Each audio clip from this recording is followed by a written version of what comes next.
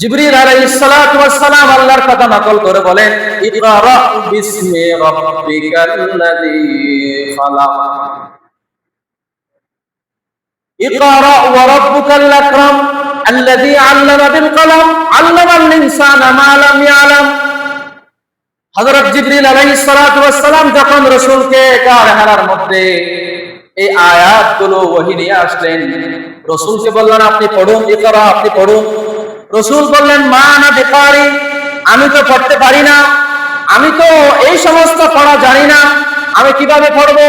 তিনবার বলার পরে হযরত জিবরিল আলাইহিস সালাতু ওয়াস সালাম প্রিয় হাবিবকে একটা চাপ দিলেন। ওই চাপের সাথে সাথে সমস্ত ইলম রাসূলের মধ্যে ফটোকপি হয়ে যায়। বুখারী শরীফের মধ্যে আছে, জিবরিল আমিনের মধ্যে যে জ্ঞানগুলো ছিল, ওয়াহির মারফতে যে ইলমগুলো ছিল, ওই চাপের মাধ্যমে আল্লাহ তাআলা সব ঢুকিয়ে দিয়েছে। তখন থেকে রাসূল করিম সাল্লাল্লাহু আলাইহি ওয়াসাল্লাম স্পষ্ট করে পড়া শুরু করেছেন। তারপরে ভয়ে ভীত সন্ত্রস্ত হয়ে ওহীর ভার বহন করতে না পেরে তিনি হযরত খাদিজাতুল কুবরার কাছে আশ্রয় নিলেন। খাদিজাতুল কুবরা তাকে বিভিন্ন ভাষায় সান্ত্বনা দিলেন, যত লেপ আছে বাড়িতে, কম্বল ছিল, সবগুলো মুড়িয়ে দিলেন তাকে ঠান্ডা করার জন্য। সান্ত্বনা দিয়ে রাসূল করিম সাল্লাল্লাহু আলাইহি ওয়াসাল্লামের হাতে সর্বপ্রথম ঈমান আনলেন হযরত খাদিজাতুল কুবরা রাদিয়াল্লাহু তাআলা আনহা। এজন্য যতদিন রাসূল দুনিয়ার মধ্যে বিদ্যমান ছিলেন, অন্যান্য বিবিদের কাছে একটু ভালো খাবার আসলেই তিনি বলতেন, আই আজকে যদি আমার খাদিজা থাকতো। তখন আয়েশা সতীন তো, নারী তো, তখন তিনি বলতেন, আপনি কি এখনো ওই মহিলাকে বলতে পারেন নাই? তখন রাসূল বলতেন, ও আয়েশা, তুমি হচ্ছ আমার সুখের দিনের সঙ্গী, হযরত খাদিজা হচ্ছে আমার দুঃখের দিনের সঙ্গী, আমি তাকে কিভাবে বলবো?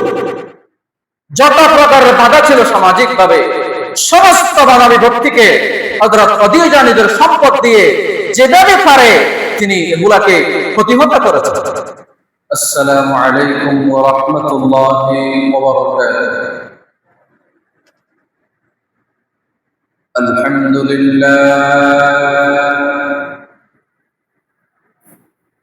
الحمد لله نحمده ونستعينه ونستغفره ونؤمن به ونتوكل عليه الذي أرسله بالحق بشيرا ونذيرا وداعيا إلى الله بإذنه وسراجا منيرا صلى الله عليه وعلى آله وأصحابه وبارك وسلم تسليما كثيرا كثيرا. أما بعد فقد قال الله تعالى في كلامه المجيد وفرقانه الحميد: أعوذ بالله من الشيطان الرجيم.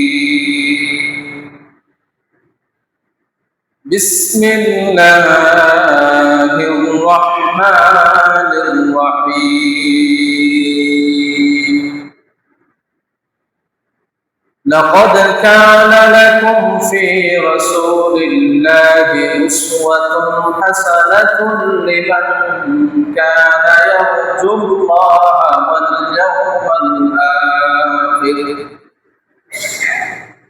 لمن كان يرجو الله واليوم الآخر وذكر الله كثيرا. وقال تعالى في آية أخرى: وما أرسلناك إلا رحمة للعالمين. وعن أبي هريرة رضي الله تعالى عنه قال: قال رسول الله صلى الله عليه وسلم إنما بعثت لأتمم صالح الأخلاق أو كما قال النبي عليه الصلاة والسلام আমরা সকলেই প্রিয় নবীর শানে পূর্ণ মুহাব্বত নিয়ে দুরূদ মুবারাকা পাঠ করি। আল্লাহুম্মা সাল্লি আলা মুহাম্মাদিন ওয়া আলা আলি মুহাম্মাদ কামা সাল্লাইতা আলা ইব্রাহিম ওয়া আলা আলি ইব্রাহিম ইন্নাকা হামিদুম মাজিদ। اللهم بارك على محمد وعلى آل محمد كما باركت على إبراهيم وعلى آل إبراهيم إنك حميد مجيد। আমরা সর্বপ্রথম ওই মহান সত্তার শুকরিয়া জ্ঞাপন করি যে মহান সত্তা আমাদেরকে দুনিয়ার যাবতীয় ঝামেলা থেকে মুক্ত রেখে পূর্বের মতো জুমার সালাতের পূর্বে আল্লাহ পাক রব্বুল আলামিনের সবচেয়ে প্রিয় স্থান মসজিদের মধ্যে উপস্থিত হয়ে কোরআন ও হাদিসের আলোকে কিছু আলোচনা করবার জন্য আর শুনবার জন্য তৌফিক দান করেছেন। আমরা সকলেই কালিমাতুল শুকর আদায় করি আলহামদুলিল্লাহ। আরবি মাস হিসাবে চলিত মাস রবিউল আউয়াল মাস আমরা সকলেই জানি। এই মাসের মধ্যে পৃথিবীর সর্বশ্রেষ্ঠ মানব আল্লাহর পরে যার স্থান, মানব কুলের সরদার, সমস্ত মখলুকের সরদার মুহাম্মদ মুস্তাফা সাল্লাল্লাহু আলাইহি ওয়াসাল্লামের শুভ জন্ম হয়েছে, আমরা সকলেই জানি। সেই সুবাদে আজকে আমি আলোচনা করব রাসূল করিম সাল্লাল্লাহু আলাইহি ওয়াসাল্লামের জন্ম থেকে নিয়ে দীর্ঘ মাক্কি জীবন তথা 53 বছর হায়াতের আলোচনা করব ইনশাআল্লাহ। সামনের জুমায় হিজরতের পর থেকে যে 10 বছর, মোট 63 বছর, আজকে ইনশাআল্লাহ অল্প অল্প করে যতটুকু পারি মাক্কি জীবন, ক্বাবলান নবুওয়া, বা'দান নবুওয়া সব মিলিয়ে 53 বছর, এই নিয়ে ইনশাআল্লাহ আলোচনা করার চেষ্টা করব যদি আল্লাহ পাক তৌফিক দান করেন।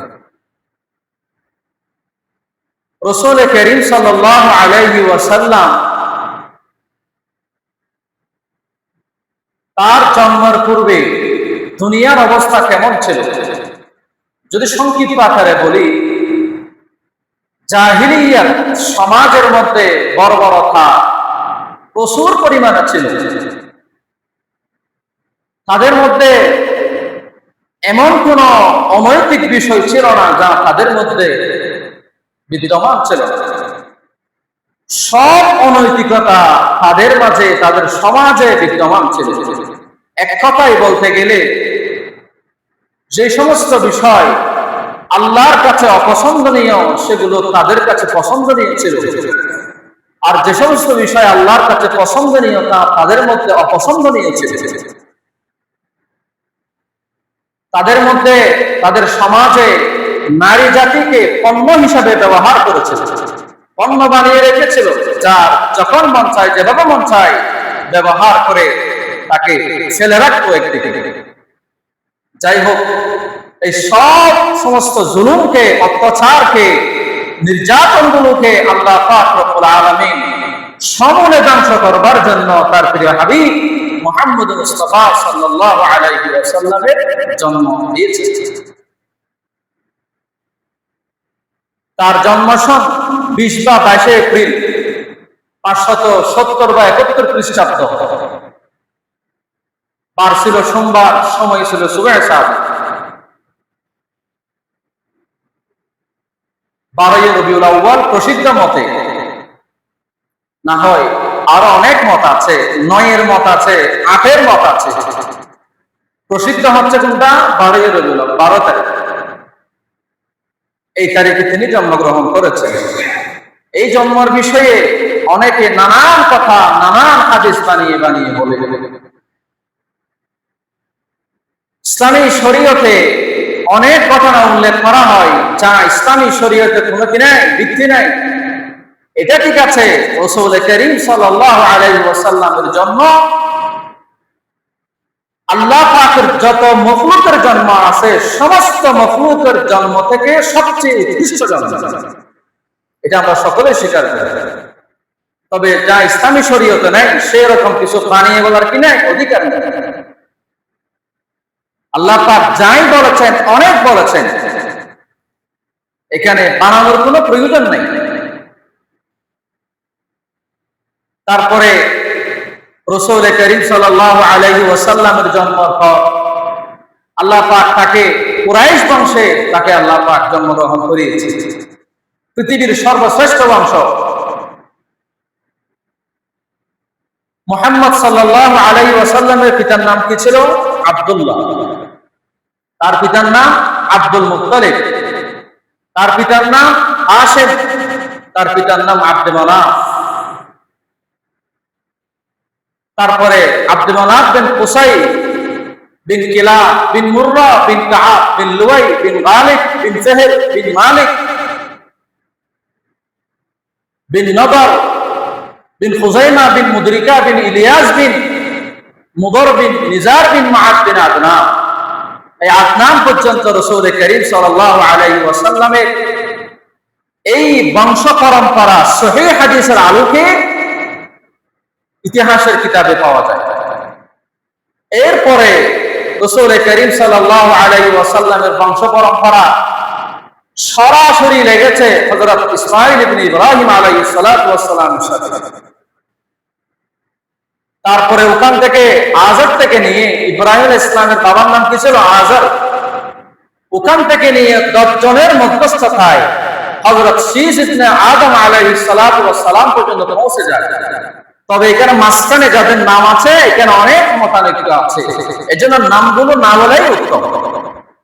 তাহলে আমরা সর্বোপরি বলতে পারি রাসূলের এক দ্বারা হচ্ছে সহিহ হাদিসের আলোকে আদনান পর্যন্ত, আদনানের পর থেকে ইসমাঈল ইবনে ইব্রাহিম পর্যন্ত মাঝখানে বিভিন্ন মত আছে। ইব্রাহিম আলাইহিস সালাম থেকে নিয়ে হযরত শীস ইবনে আদম পর্যন্ত 10 জনের মধ্যস্থতায় মাঝখানের নামের মধ্যে বিভিন্ন মত আছে। এই হচ্ছে রাসূলের বংশ পরম্পরা। তারপরে রাসূল করিম সাল্লাল্লাহু আলাইহি ওয়াসাল্লামের জন্মের পর লালন পালনের বিষয় আছে, কিন্তু আল্লাহ পাক রব্বুল আলামিন তার প্রিয় হাবিবকে নিজের কুদরতিভাবে লালন পালন করবার জন্য তার পিতা জন্মের আগে আল্লাহ পাক তার পিতাকে উঠিয়ে নিয়েছে, যেন একথা বলতে না পারে আমি বাবা তাকে মানুষ করেছি। এজন্য কোন বিদ্যালয়ে আল্লাহর নবীকে আল্লাহ তাআলা লেখাপড়া করান নাই, সরাসরি আল্লাহ পাক শিক্ষা দিয়েছে, যেন আমার কোনো কেউ বলতে না পারে মুহাম্মদ আমার কাছ থেকে শিখেছে। তারপরে তার দায়িত্ব নিলেন। বাবাকে দেখেন নাই, প্রসবের আগেই তার বাবা ইন্তেকাল করেছে, বিভিন্ন ঘটনা আছে। দায়িত্ব এসেছে তার মায়ের কাছে, আমেনা বিনতে ওয়াহাব। তার মা তিনি যখন 6 বছর বয়স, ওই বয়সের মধ্যে তার গর্ভধারিণী মা দুনিয়া থেকে চলে যায়। এর পূর্বে তাকে দুগ্ধ পান করিয়েছেন 4 জন সৌভাগ্যবান নারী, পৃথিবীর সবচেয়ে সৌভাগ্যবান 4 জন নারী, যাদের দুধ পান করে প্রিয় নবী হযরত মুহাম্মদ মুস্তাফা সাল্লাল্লাহু আলাইহি ওয়াসাল্লামের রক্ত মাংস আল্লাহ পাক গঠন করেছে। 1 নম্বরে তার মা আমিনা, 2 নম্বরে আবু লাহাবের আযাদকৃত দাসী সুয়াইবা। তিনি যখন রাসূল করিম সাল্লাল্লাহু আলাইহি ওয়াসাল্লামের জন্মের সুসংবাদ দিয়েছে তার চাচাকে আবু লাহাবকে, খুশিতে আত্মহারা হয়ে ওই দাসীকে আযাদ করে দিয়েছে। সুবহানাল্লাহ। এরপরে 3 নম্বরে হযরত হালিমাতুস সাদিয়া রাদিয়াল্লাহু তাআলা আনহা দুধ পান করিয়েছে। 4 নম্বরে উম্মে আইমান রাদিয়াল্লাহু তাআলা আনহা দুধপান করিয়েছে। এরাই হচ্ছে রাসূল করিম সাল্লাল্লাহু আলাইহি ওয়াসাল্লামের দুগ্ধ পানকারিণী সৌভাগ্যবান মহিলা। 6 বছর বয়সে মা ইন্তেকাল হয়, তারপরে দায়িত্ব আসে দাদার উপরে। দাদা 8 বছর বয়সে ইন্তেকাল হয়ে যায়, যে দাদা তার জন্য এক ধরনের আশ্রয়স্থল ছিল। তারপরে দায়িত্ব আসে আবু তালেবের কাছে। আবু তালেব অনেকদিন যাবত ছিল, কিন্তু ঈমান আনতে কি হয়নি, আল্লাহ পাকের তৌফিক হয়নি। পরবর্তীতে যখন হালিমাতুস সাদিয়া রাদিয়াল্লাহু তাআলা আনহা দুগ্ধ পান করা অবস্থায় ছিলেন, তখন রাসূল করিম সাল্লাল্লাহু আলাইহি ওয়াসাল্লামের বক্ষবিদারণ হয়, অর্থাৎ অপারেশন হয়। আল্লাহ পাক রব্বুল আলামিন তার সিনা মুবারক ফেরেশতার মাধ্যমে ছিঁড়ে ফেটে তার হৃদয় থেকে, তার কলব থেকে আল্লাহ পাক রব্বুল আলামিন যেগুলো মন্দত্ব ছিল সমস্ত মন্দত্ব পরিষ্কার করে ধুয়ে আল্লাহ পাক রব্বুল আলামিন সমস্ত দিনদারিত্ব দিয়ে আবার কমপ্লিট করে আবার আগের মতো অবয়ব দিয়েছে। এই হচ্ছে বক্ষবিদারণ। এই বক্ষবিদারণ আবার হয়েছে মেরাজের রজনীতে। তাহলে রাসূল করিম সাল্লাল্লাহু আলাইহি ওয়াসাল্লামের স্বভাবটাই এমন ছিল জন্ম থেকে, যে তার মধ্যে শুধু দিনদারিত্বই ছিল, বদমাশি নাউযুবিল্লাহ, বদচরিত্র, বিভিন্ন বদাখলাকি তার মধ্যে ছিল না। আল্লাহ পাক ধুয়ে মুছে পরিষ্কার করে দিয়েছে। তারপরে লালন পালনের শেষে আবু তালেব এখন তার ছায়া হিসেবে আসে। যখন রাসূল করিম সাল্লাল্লাহু আলাইহি ওয়াসাল্লাম শৈশব পার করে কিশোর হলেন, আস্তে আস্তে যুবক হবেন, ওই যুবকের সময়ে 25 বছরের আগে হযরত খাদিজাতুল কুবরা রাদিয়াল্লাহু তাআলা আনহা একজন প্রভাবশালী ব্যবসায়ী নারী ছিলেন। তার অনেক সম্পদ ছিল, তার বাবা তাকে মিরাস পেয়েছিলেন। হযরত খাদিজাতুল কুবরা রাসূল করিম সাল্লাল্লাহু আলাইহি ওয়াসাল্লামকে পাঠাচ্ছেন নিজের ব্যবসার দায়িত্ব দিয়ে সিরিয়াতে। তিনি ব্যবসায়িক পণ্য নিয়ে তিনি সিরিয়াতে সফর করলেন, সাথে ছিল মাইসারা। সেখানে অনেক ঘটনা ঘটেছে। পরিশেষে তিনি বিপুল পরিমাণ সম্পদের মধ্যে লাভ করে মুনাফা সহ নিয়ে তার মালিককে জমা দিয়েছে। হযরত খাদিজাতুল কুবরা রাদিয়াল্লাহু তাআলা আনহা এই অবস্থা দেখেই তার প্রতি আসক্তি হয়ে গেল। তখন নিজের পক্ষ থেকে হযরত খাদিজা রাসূল করিম সাল্লাল্লাহু আলাইহি ওয়াসাল্লামকে বিয়ের প্রস্তাব দিলেন। অথচ মক্কার প্রভাবশালী একজন নারী মুহাম্মদ সাল্লাল্লাহু আলাইহি ওয়াসাল্লাম একজন ইতিম সন্তান। তখন তো তিনি নবী হন নাই, নবী হওয়ার পূর্বের ঘটনা। যখন রাসূলের বয়স 25তম বছর, হযরত খাদিজাতুল কুবরা রাদিয়াল্লাহু তাআলা আনহার বয়স 40 বছর। বিয়ের প্রস্তাবে রাজি হয়ে যান। সামাজিকভাবে ওই সময়ে যে সিস্টেম ছিল, ওই সিস্টেমে বিয়ে হয়েছে। বিয়ে হওয়ার পরে বিয়ের আগে রাসূল করিম সাল্লাল্লাহু আলাইহি ওয়াসাল্লাম সমাজ সেবার অনেক কাজ করেছেন। হিলফুল ফুজুল সংগঠন রাসূল করিম সাল্লাল্লাহু আলাইহি ওয়াসাল্লামের হাত দ্বারাই হয়েছে। স্বৈরাচারের বিরুদ্ধে যে জাহিলিয়াতগুলো ছিল, ওই জাহিলিয়াতগুলোকে সমূলে ধ্বংস করার জন্য রাসূল করিম সাল্লাল্লাহু আলাইহি ওয়াসাল্লাম কিছু এলাকার মান্যগণ্য মানুষ নিয়ে, প্রভাবশালী মানুষ নিয়ে তিনি হিলফুল ফুজুল সংগঠন করেছেন। বিয়ের পরে তার সন্তান সন্ততি হয়েছে। রাসূল করিম সাল্লাল্লাহু আলাইহি ওয়াসাল্লামের মোট স্ত্রী ছিলেন 9 জন। 9 জনের মধ্যে সর্বপ্রথম স্ত্রী হচ্ছেন হযরত খাদিজাতুল কুবরা রাদিয়াল্লাহু তাআলা আনহা, এবং উনার সাথে প্রায় 25 বছর যাবত তিনি সংসার করেছেন। ওই 25 বছরে রাসূল করিম সাল্লাল্লাহু আলাইহি ওয়াসাল্লাম আর কোন স্ত্রীকে বিয়ে করেন নাই, কোন নারীকে বিয়ে করেন নাই। এবং যত সন্তান হয়েছে, 3 জন ছেলে হয়েছে। একজন হচ্ছে কাসেম, আব্দুল্লাহ, কাসেম, আব্দুল্লাহ, ইব্রাহিম। ইব্রাহিম ছাড়া বাকি দুইজন হযরত খাদিজার গর্ভ থেকে, আর চারজন নারী কন্যা সন্তান রাসূল করিম সাল্লাল্লাহু আলাইহি ওয়াসাল্লামকে আল্লাহ তাআলা দিয়েছেন। যায়নাব, উম্মে কুলসুম, রুকাইয়া, হযরত ফাতেমা রাদিয়াল্লাহু তাআলা আনহুন্না।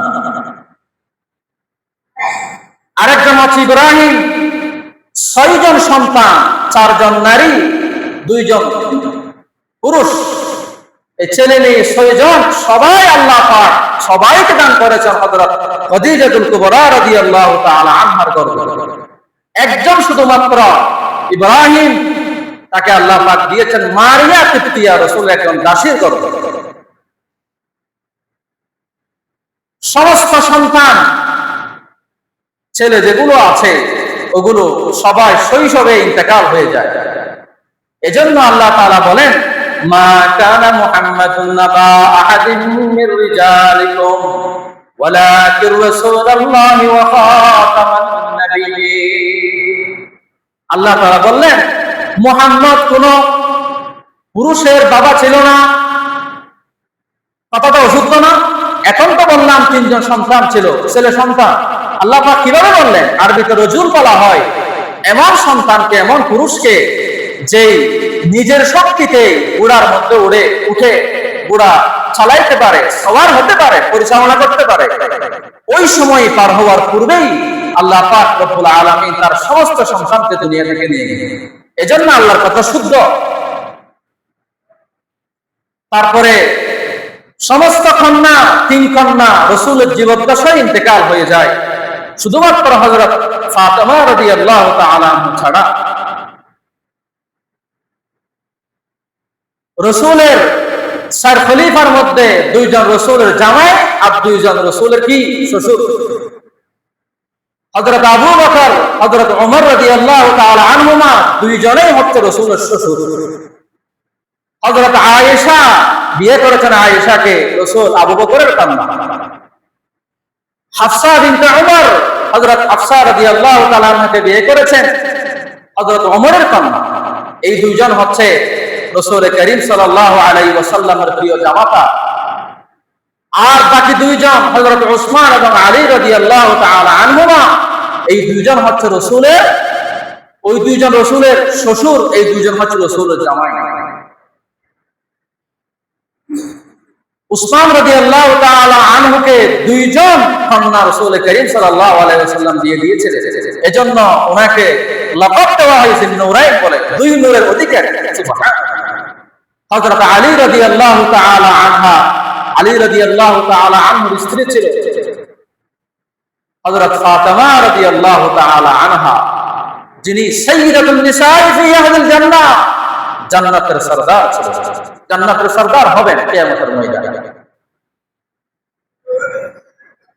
তাহলে রাসূল করিম সাল্লাল্লাহু আলাইহি ওয়াসাল্লাম একাধিক বিয়ে করেছেন, প্রায় 11টি বিবি আল্লাহ পাক বিয়ে করার অনুমতি দিয়েছেন।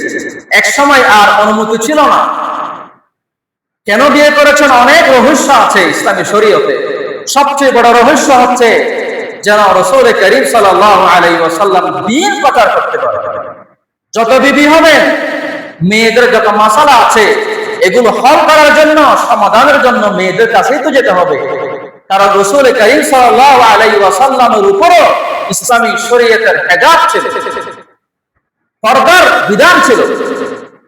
এজন্য মেয়েদেরকে লাগবে, আজওয়াজ মুতাহহারাত লাগবে, আল্লাহ পাক যথেষ্ট দিয়েছেন। এবং আরেকটি সিয়াসত, রাজনীতির কারণে তিনি করেছেন, যেন বিভিন্ন অবসরী মানুষের কন্যা বা আত্মীয়কে বিয়ে করে একটা রাষ্ট্রীয় পর্যায়ে একটা ক্ষমতা রাসূল করিম সাল্লাল্লাহু আলাইহি ওয়াসাল্লামের হাসিল হয়। এটি হচ্ছে খুলাসা। এজন্য রাসূল করিম সাল্লাল্লাহু আলাইহি ওয়াসাল্লামের প্রায় 10টি বিবাহ, 9টি বিবাহ হযরত আয়েশা ছাড়া, হযরত খাদিজা ছাড়া বাকি 9টি বিবাহ হয়েছে মাদানী যুগ, অর্থাৎ হিজরতের পরে, এর আগে হয় নাই। এখন রাষ্ট্রীয় যে আল্লাহ পাক শক্তি দান করেছেন সেটা কি মদিনা না মক্কায়? মদিনাতে আল্লাহ পাক দিয়েছে। কিভাবে দিয়েছেন? এভাবে দিয়েছেন, বিভিন্ন জিহাদের মাধ্যমে। এগুলো সামনে আসবে ইনশাআল্লাহ সামনের সপ্তাহে। তারপরে রাসূল করিম সাল্লাল্লাহু আলাইহি ওয়াসাল্লাম এই সবগুলো হচ্ছে নবুয়তের আগে। এখন যেগুলো বললাম সব নবুয়তের আগে, 40 বছরের আগে। এই 40 বছরের আগে আল্লাহ পাক রাসূল করিম সাল্লাল্লাহু আলাইহি ওয়াসাল্লামকে এমন ভাবে পবিত্র পবিত্র রেখে সমাজের মধ্যে উপস্থাপন করেছেন যেন কাফেররা পর্যন্ত বলতে বাধ্য হয়েছে আপনি আল আমিন। সুবহানাল্লাহ, আপনি হচ্ছেন সর্বশ্রেষ্ঠ বিশ্বস্ত ব্যক্তি, আল আমিন। তখন ইমানের কথা ছিল না। তারপরে আল্লাহ তাআলা রাসূল করিম সাল্লাল্লাহু আলাইহি ওয়াসাল্লামকে হেরা পর্বতে, হেরা গুহায় রাসূল করিম সাল্লাল্লাহু আলাইহি ওয়াসাল্লামকে নবুয়ত দান করেন। হযরত জিবরিল আলাইহিস সালাতু ওয়াস সালাম সশরীরে উপস্থিত হয়ে রাসূল করিম সাল্লাল্লাহু আলাইহি ওয়াসাল্লামের কাছে সর্বপ্রথম আয়াত নাযিল করেছেন সূরাতুল আলাকের 5টি আয়াত। আল্লাহ পাক বললেন, জিবরিল আলাইহিস সালাতু ওয়াস সালাম আল্লাহর কথা নকল করে বলেন, ইকরা বিসমি রাব্বিকাল্লাযী খালাক, ইকরা ওয়া রাব্বুকাল আকরাম আল্লাযী আল্লামা বিল কলম আল্লামাল ইনসানা মা লাম ইয়ালাম। হযরত জিবরিল আলাইহিস সালাতু ওয়াস সালাম যখন রাসূলকে গার হেরার মধ্যে এই আয়াতগুলো ওহী নিয়ে আসলেন, রাসূলকে বললেন আপনি পড়ুন, ইকরা, আপনি পড়ুন। রাসূল বললেন মা আনা বিকারি, আমি তো পড়তে পারি না, আমি তো এই সমস্ত পড়া জানি না, আমি কিভাবে পড়বো? 3 বার বলার পরে হযরত জিবরিল আলাইহিস সালাতু ওয়াস সালাম প্রিয় হাবিবকে একটা চাপ দিলেন। ওই চাপের সাথে সাথে সমস্ত ইলম রাসূলের মধ্যে ফটোকপি হয়ে যায়। বুখারী শরীফের মধ্যে আছে জিবরিল আমিনের মধ্যে যে জ্ঞানগুলো ছিল, ওয়াহির মারফতে যে ইলমগুলো ছিল, ওই চাপের মাধ্যমে আল্লাহ তাআলা সব ঢুকিয়ে দিয়েছে। তখন থেকে রাসূল করিম সাল্লাল্লাহু আলাইহি ওয়াসাল্লাম স্পষ্ট করে পড়া শুরু করেছেন। তারপরে ভয়ে ভীত সন্ত্রস্ত হয়ে ওহীর ভার বহন করতে না পেরে তিনি হযরত খাদিজাতুল কুবরার কাছে আশ্রয় নিলেন। খাদিজাতুল কুবরা তাকে বিভিন্ন ভাষায় সান্ত্বনা দিলেন, যত লেপ আছে বাড়িতে কম্বল ছিল সবগুলো মুড়িয়ে দিলেন তাকে ঠান্ডা করার জন্য।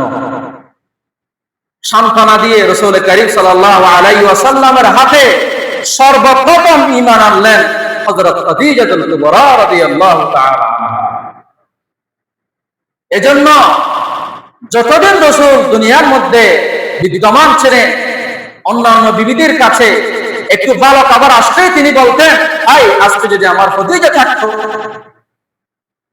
তখন আয়েশা সতীন তো, নারী তো, তখন তিনি বলতেন, আপনি কি এখনো ওই মহিলাকে বলতে পারেন নাই?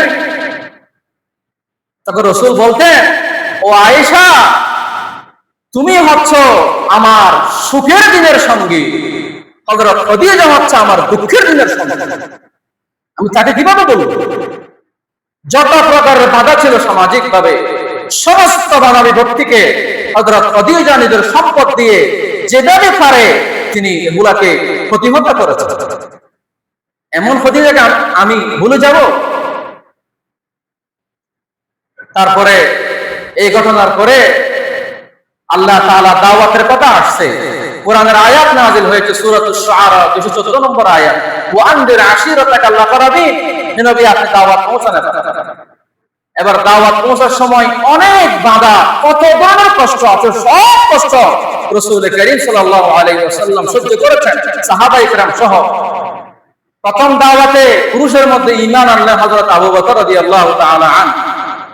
তারপরে গোলাম দাস যেগুলো আছে, আজাদকৃত দাস, হযরত যায়েদ বিন হারেসা রাদিয়াল্লাহু তাআলা আনহু, তিনি দাওয়াত দিতে দিতে এক পর্যায়ে প্রকাশ্যে দাওয়াত দেওয়া শুরু করেছেন, দার আরকাম তৈরি করেছেন, নির্মাণ করেছেন। তারপরে দাওয়াত দিতে দিতে অনেক বাধা বিপত্তির পরে হযরত ওমর বিন খাত্তাবের জন্য এবং আবু জাহল বিন হিশাম থেকে বা ওমর বিন খাত্তাব থেকে কাউকে যেন আল্লাহ তাআলা ঈমানের মাধ্যমে ইসলামকে প্রতিষ্ঠিত করেন। রাসূল দোয়া করেছেন, রাসূল বলেছেন, আল্লাহুম্মা আইযাল ইসলাম বিআহাব্বি হাদাইন রাজুলাইন বিউমর ইবনে খাত্তাব আও আবু জাহল ইবনে হিশাম। তখন রাসূল করিম সাল্লাল্লাহু আলাইহি ওয়াসাল্লামের এই দোয়াটা কবুল হয় ওমর ইবনে খাত্তাবের জন্য। এজন্য বিভিন্ন ঘটনা সমন্বয় করে হযরত ওমর রাদিয়াল্লাহু তাআলা আনহু ইসলামের ছায়াতলে এসেছেন, তখন থেকে ইসলামের পাওয়ার বেড়ে যায়। এরপরে আরো অনেক আযাব, অনেক শাস্তি কাফেররা দিয়েছে রাসূল করিম সাল্লাল্লাহু আলাইহি ওয়াসাল্লামকে। শিয়াবে আবু তালিব রাসূল করিম সাল্লাল্লাহু আলাইহি ওয়াসাল্লামের যখন নবুয়তের প্রায় 6-7-8 বছরের দিকে, বা 7-8-9 এই বছরগুলোর মধ্যে তিনটা বছর শিয়াবে আবু তালিবের মধ্যে তাকে কয়েদ করে রাখা হয়েছিল, তাকে আটকে রাখা হয়েছিল সাহাবায়ে কেরাম সহ। সেখানে এমন কোন কষ্ট নেই যা সাহাবায়ে কেরাম এবং রাসূল সহ্য করেন নাই। সম্পূর্ণ বয়কট ছিল সমাজের মধ্যে, বিবাহ শাদী, লেনদেন, তেজারা, ব্যবসা সব বন্ধ, সব বয়কট। সেখানে সাহাবায়ে কেরাম বিভিন্ন ছাগলের চামড়া, বিভিন্ন খারাপ বস্তু প্রাণ রক্ষার জন্য তারা এগুলো আহার করেছে। তারপরে মক্কার বাইরে দিয়ে দাওয়াত দিতে গেলেন আল্লাহর অর্ডারে। মক্কার বাইরে, এখন তো মক্কার ভিতরে আছে। কষ্ট সহ্য করতে না পেরে অনেক সাহাবায়ে কেরাম হাবশায় হিজরত করলেন। প্রথম হিজরত, দ্বিতীয় হিজরত হাবশার দিকে, নাজাশী বাদশার কাছে। সেখানে অনেক ঘটনা আছে, সবগুলো বলতে পারছি না। তারপরে তিনি যখন দাওয়াত দিতে গেলেন বাহিরে, তায়েফের ময়দানে গেলেন।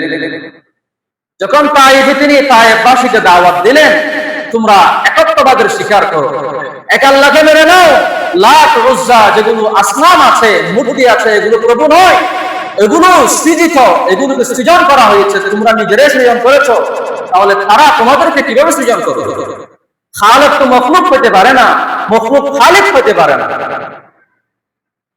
তারা প্রতি উত্তরে রাসূল করিম সাল্লাল্লাহু আলাইহি ওয়াসাল্লামের সাথে ছিল। রাসূল করিম সাল্লাল্লাহু আলাইহি ওয়াসাল্লামের আজাদকৃত দাস হযরত যায়েদ বিন হারেসা রাদিয়াল্লাহু তাআলা আনহা, দুইজন মিলে রাসূল করিম সাল্লাল্লাহু আলাইহি ওয়াসাল্লাম সহ, উনি সহ তাদেরকে দাওয়াত দিলেন। কিন্তু তারা রাসূল করিম সাল্লাল্লাহু আলাইহি ওয়াসাল্লামের শরীরে এমন ভাবে পাথর নিক্ষেপ করেছে, রাসূল করিম সাল্লাল্লাহু আলাইহি ওয়াসাল্লামের চেহারা মুবারকে আঘাত দিয়েছেন, মাথায় আঘাত দিয়েছেন, এবং তার শরীর রক্ত জর্জরিত অবস্থায়। নাউযুবিল্লাহি মিন যালিক। তখন এক পর্যায়ে রাসূল করিম সাল্লাল্লাহু আলাইহি ওয়াসাল্লাম তাদের কষ্ট সহ্য করতে না পেরে একটি বাগানের মধ্যে আশ্রয় নিলেন। 3 মাইল দূরে এসে ওই বাগানের মধ্যে পাহাড়ের নিয়ন্ত্রক যে ফেরেশতা আছে, 2 জন ফেরেশতা এসে রাসূল করিম সাল্লাল্লাহু আলাইহি ওয়াসাল্লামকে বললেন, ইয়া রাসূলুল্লাহ, আসসালাতু ওয়াসসালামু আলাইকা ইয়া রাসূলুল্লাহ, আপনি যদি বলেন আমরা ওই পাহাড়গুলোর চূড়াকে মিলিয়ে দিয়ে মাঝখানের সমস্ত বসতিকে ধ্বংস করে দিব। কিন্তু রাসূল বললেন, না, এই কাজ করো না। আমি দেখতে পাচ্ছি তাদেরও রাষ্ট্রকে আল্লাহ পাক এমন মানব জন্ম দিবেন, যেই মানবগুলো ইসলামের পক্ষে কাজ করবে, যেই মানবগুলো ইসলামের শত্রু হবে না, ইসলামের বন্ধু হবে। এজন্য আমি সমস্ত কষ্ট মাথা পেতে নিলাম, আল্লাহ আপনি তাদেরকে ক্ষমা করে দে।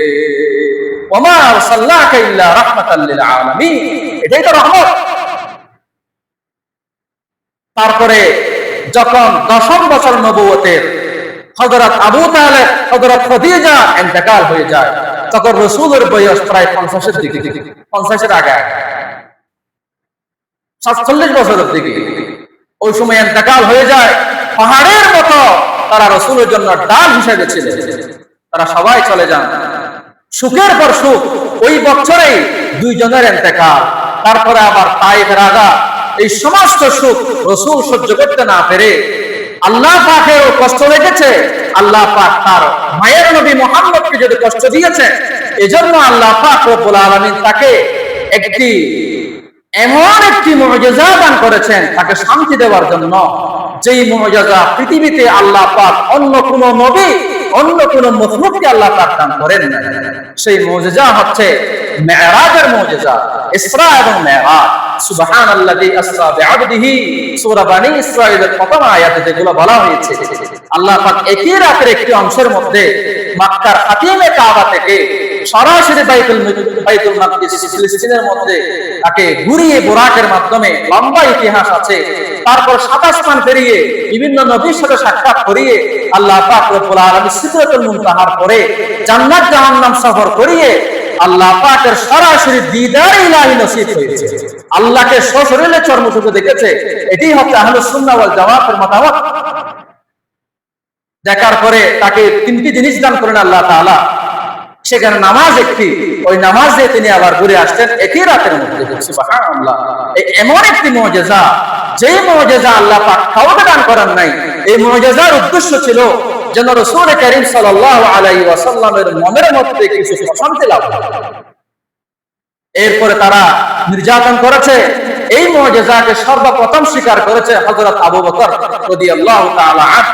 ওনার নাম হচ্ছে আব্দুল্লাহ, আসলে আবু বকর হচ্ছে উপনাম, আর সিদ্দিক হচ্ছে এই মেরাজের ঘটনাকে সর্বপ্রথম স্বীকার করার কারণে তাকে রাসূল উপাধি দিয়েছেন সিদ্দিক। সুবহানাল্লাহ, চিরসত্যবাদী, পূর্ণ সত্যবাদী। তিনি বলেছেন মুহাম্মদ যদি বলে তাকে, কাফেররা বলেছে তাকে টিটকারি মেরে, তোমার দোস্ত কি বলে দেখো, একই রাতে এখান থেকে বলে ওই বাইতুল মাকদিসে গেল, সেখান থেকে সাত আসমান পেরিয়ে জান্নাত জাহান্নাম থেকে তোমার আল্লাহর সাথে সাক্ষাৎ করে এখানে এসেছে বলে একই রাতের মধ্যে। এগুলো কি রকম কথা? এই কথাগুলো শোনার পরে আবু বকর বললেন, আমি এর চেয়ে কঠিন হলেও স্বীকার করি, কেন তার মধ্যে যদি সেকেন্ডের ভিতরে আসমান থেকে ওহী আসতে পারে জিবরিলের মারফতে, তাহলে এটা কোনো সম্ভব হবে না। এজন্য হযরত আবু বকর স্বীকার করলেন, রাসূল তাকে সিদ্দিক উপাধি দিলেন। এই নবুয়তের পরে মক্কার 13 বছর শেষ হয়ে যায় এতে করে। এজন্য মেরাজের ঘটনাটা ঘটে হযরত খদীজাতুল কুবরা এবং আবু তালেবের ইন্তেকালের পরে। মেরাজের ঘটনা নিয়ে কোন তারিখে হয়েছে অনেক মতামত আছে, প্রায় 10টি মত আছে। সর্বোত্তম মত হচ্ছে যে তার মেরাজের ঘটনা হয়েছে মাক্কি জীবনের প্রায় শেষের দিকে, না হলে কথাটা মিলবে না। সুখের বছরের পরে, দুঃখের বছরের পরে সুখ আসে, সুখের পরে দুঃখ আসলে ওই সুখের দাম থাকে না। এরপরে আল্লাহ পাক তাকে পূর্ণভাবে ক্ষমতা দান করার জন্য মদিনার মধ্যে, ইয়াসরিবের মধ্যে হিজরত করতে বলেছে। ওখান থেকে ইনশাআল্লাহ সামনের জুমাতে আলোচনা করা হবে। আল্লাহ পাক আমাদেরকে সঠিক কথাগুলো বোঝার তৌফিক দান করুন এবং রাসূল কারীম সাল্লাল্লাহু আলাইহি ওয়াসাল্লাম সিরাত থেকে আমরা যেন সঠিক বুঝগুলো নিতে পারি, আমাদেরকে তৌফিক দান করুন। ওয়া আখিরু দাওয়ানা।